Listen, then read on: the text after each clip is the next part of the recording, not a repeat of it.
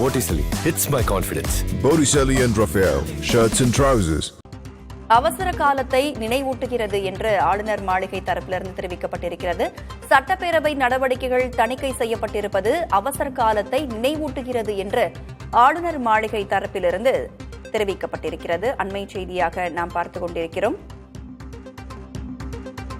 பேரவையின் உண்மையான நடவடிக்கைகள் மக்களுக்கு தெரியப்படுத்தாமல் இரட்டடிப்பு செய்யப்பட்டிருப்பதாக ஆளுநர் மாளிகை தரப்பிலிருந்து தெரிவிக்கப்பட்டிருக்கிறது. கூடுதல் விவரங்களோடு நமது செய்தியாளர் விக்னேஷ் முத்து நம்மோடு இணைந்திருக்கிறார்.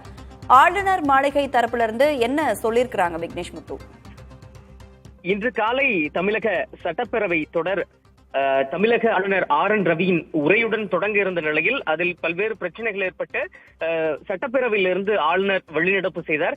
இந்த விவகாரத்தை கண்டித்து திமுக ஏற்கனவே நாளை தமிழகம் முழுவதும் போராட்டங்களை முன்னெடுத்திருக்கக்கூடிய நிலையில ஆளுநர் முதலமைச்சர் மாறி மாறி இந்த விஷயங்கள் சம்பந்தமாக குற்றச்சாட்டுகளை அடுத்தடுத்து தெரிவித்து வருகிறார்கள். அதன் அடிப்படையில் தற்பொழுது ஆளுநர் மாளிகை தரப்பிலிருந்து விளக்கம் அளிக்கப்பட்டிருக்கிறது. இன்று தமிழ்நாடு மாநில சட்டப்பேரவை நடவடிக்கைகள் ஒட்டுமொத்தமாக தணிக்கை செய்யப்பட்டிருப்பது அவசர காலத்தை நாட்டுக்கு நினைவூட்டுகிறது. அதாவது இன்று சட்டப்பேரவையில் நடைபெற்ற நிகழ்வுகளில் தணிக்கை செய்யப்பட்டு ஒரு சில நிகழ்வுகள் மட்டும்தான் வெளியே தந்திருக்கு. உண்மையாக அங்கு என்ன நடைபெற்றது என்பது மக்களுக்கு தெரியவில்லை. மக்கள் குறிப்பாக தமிழ்நாட்டின் சகோதர சகோதரிகள் பேரவையின் உண்மையான நடவடிக்கைகள், அதில் இருக்கக்கூடிய பிரதிநிதிகளின் நடத்தை ஆகியவற்றை அறிவதில் இருந்து விளக்கப்பட்டு இருக்கிறார்கள். அதற்கு பதிலாக மாநில அரசின் வெட்டப்பட்ட காட்சிகள் மட்டுமே மக்களுக்கு தெரிய வந்திருக்கிறது.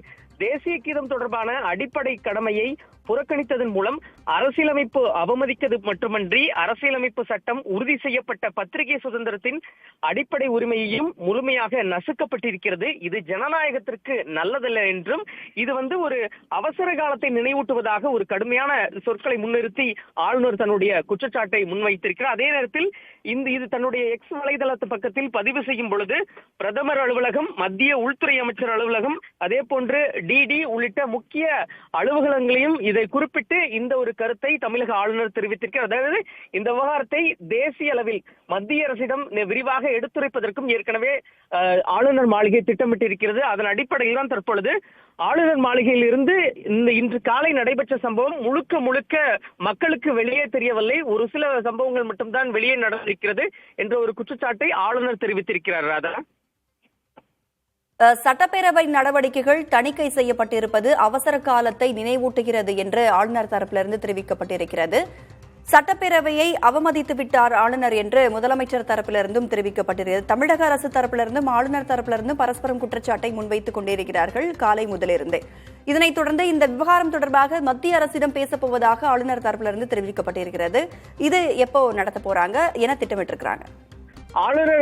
ஆளுநர் மாளிகை தரப்பை பொறுத்தளவு ஏற்கனவே காலையிலிருந்து ஒவ்வொரு பதிவும் பிரதமர் அலுவலகம், மத்திய உள்துறை அமைச்சகத்தை குறிப்பிட்டுதான் தன்னுடைய பதிலை நேரடியாக தமிழக முதலமைச்சருக்கும் தமிழக சட்டப்பேரவைக்கும் ஒரு பதிலாக தெரிவித்திருக்கிறார்.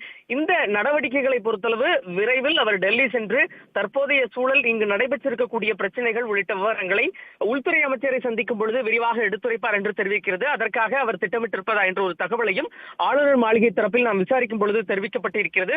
ஒட்டுமொத்தமாக ஆளுநர் ஒரு பதிலை தெரிவித்தார், உடனடியாக முதலமைச்சர் மறுபதிலை தெரிவித்திருக்கிறார். இது ஒரு ஏற்கனவே தமிழக அரசு ஆளுநர் மோதல் என்பது வலுத்து வரக்கூடிய நிலையில் இன்று நடைபெற்ற சம்பவம் கூடுதலாக இந்த பிரச்சனைக்கு கூடுதல் வலு சேர்த்ததாக தான் பார்க்கப்படுகிறது. ராதா, தற்பொழுது வெட்டப்பட்ட காட்சிகள் மட்டுமே வழங்கப்பட்டுள்ளன என்று ஆளுநர் மாளிகை தரப்பிலிருந்து தெரிவிக்கப்பட்டிருக்கிறது. மாநில அரசால் வெட்டப்பட்ட காட்சிகள் மட்டுமே வழங்கப்பட்டுள்ளன என்பது குறித்து இந்த காட்சிகள் முழுமையான ஒரு விளக்கத்தை கொடுத்திருக்கிறாங்களா ஆளுநர் தரப்பிலிருந்து? ஆளுநர் மாளிகை தரப்பில் இருந்து ஆளுநர் வெளியேறிவிட்டார் என்ற ஒரு தகவலைத்தான் தமிழக சட்டப்பேரவை முழுக்க முழுக்க தெரிவித்து வருகிறது. ஆளுநரை பொறுத்தளவு எந்த ஒரு அதாவது மரபையும் அவர் மீறவில்லை. மாறாக ஏற்கனவே கடந்த 2 நாட்களுக்கு முன்பாக சட்டப்பேரவை சபாநாயகர் அப்பாவு அவரை சந்தித்து இந்த சட்டப்பேரவை நிகழ்வுகளை தொடங்கி வைக்க அழைப்பு விடுத்த பொழுதே தெளிவாக தன்னுடைய நிலைப்பாட்டையும் தெரிவித்து விட்டார். அதாவது நிகழ்வு தொடங்கும் பொழுதே அந்த தேசிய கீதம் தமிழ்தாய் வாழ்த்துக்கு பிறகு இதை நீங்கள் பரிசீலனை செய்ய வேண்டும் என்று குறிப்பிட்டார். ஆனால் இந்த நிகழ்வு, இன்று நடைபெற்ற நிகழ்வை பொறுத்தளவு ஆளுநரின் பரிந்துரைகள் முழுமையாக ஏற்கப்படவில்லை என்ற ஒரு விளக்கத்தையும் ஆளுநர் மாளிகை தரப்பில் இருந்து தெரிவிக்கப்பட்டு ஆளுநர் தரப்பில் தான் முழுமையான குற்றங்கள் இருப்பதாக ஒரு அவை குறிப்பையும் அதே போன்ற ஒரு நடவடிக்கைகளையும் மக்களுக்கு தெரியும் வண்ணம் பத்திரிகையுடைய ஜனநாயகம் முழுமையாக அவர்களுக்கும் இதே போன்ற ஒரு தகவல் தான் தெரிவிக்கப்பட்டிருக்கிறது. அதாவது சட்டப்பேரவையில் இன்று முழுமையாக என்ன நடைபெற்றது என்பது வெளியே தெரியவில்லை. மாறாக தமிழக அரசு என்ன நினைத்ததோ அதைதான் வெட்டி ஒட்டி மக்களுக்கு தெரியப்படுத்தியிருப்பதாகவும் ஆளுநர் தன்னுடைய குற்றச்சாட்டாக முன்வைத்திருக்கிறார். ராதா, இப்ப சட்டப்பேரவையில் நடக்கிற நிகழ்வுகள் எல்லாம் நேரலையில் ஒளிபரப்பப்பட வேண்டும், நேரலையில் தெரிவிக்கப்பட வேண்டும் அப்படின்னு பல்வேறு தரப்புல இருந்து சொல்லிட்டு இருக்கிறாங்க. இப்ப தாவேக தலைவர் விஜய் குறிப்பிடும் பொழுது கூட சட்டப்பேரவை நேரடியா ஒளிபரப்பப்படணும், அப்பதான் மக்களுக்கு வெளிப்படையா சட்டப்பேரவையில என்ன நடக்குது அப்படிங்கிறது மக்களுக்கு தெரியும் அப்படிங்கறது ஒரு குறிப்பையும் அவர் சொல்லியிருந்தாரு. இப்போ சட்டப்பேரவையில நடக்கிறத நேரலையில ஒளிபரப்புறதுக்கு தமிழக அரசு என்ன விளக்கம் சொல்றாங்க, என்ன காரணம் ஒளிபரப்பப்படாம இருக்கிறதுக்கு? தற்போதைய சூழ்நிலையில் நாடாளுமன்றத்தை பொறுத்தளவு மக்களவை, மாநிலங்களவை நிகழ்வுகள் அங்க இருக்கக்கூடிய அந்த அரசின் அதிகாரப்பூர்வ தொலைக்காட்சியான சன்செட் தொலைக்காட்சி மூலம் வெளிப்படையாக நிகழ்வுகள் என்பது நேரலை செய்யப்படுகிறது. தமிழகத்தை பொறுத்தளவு சட்டப்பேரவை நிகழ்வுகள் தொடர்ச்சியாக முழுமையாக ஒளிபரப்ப வேண்டும் என்ற ஒரு கோரிக்கை எழுந்திருக்கக்கூடிய நிலையில் அது முழுமையாக பரிசீலனையில் இருப்பதாக சபாநாயகர் அப்பாவு விளக்கம் அளித்திருக்கிறார். ராதா, தற்போதைய விவரங்களை வழங்கியமைக்கு நன்றி விக்னேஷ் முத்து.